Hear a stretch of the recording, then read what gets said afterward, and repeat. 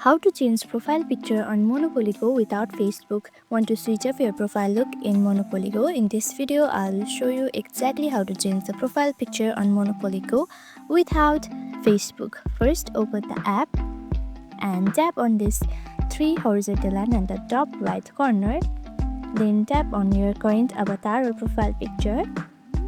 Now, if you are not connected to Facebook, you will see a selection of built-in Monopoly Go avatars. Choose one that fits your style. This is the only way to change a profile without Facebook. So choose it from here. You can choose any one from here. Just choose it like this. Let me choose this one. Okay, you can choose any one from here. Just choose it and tap on save. And that's it.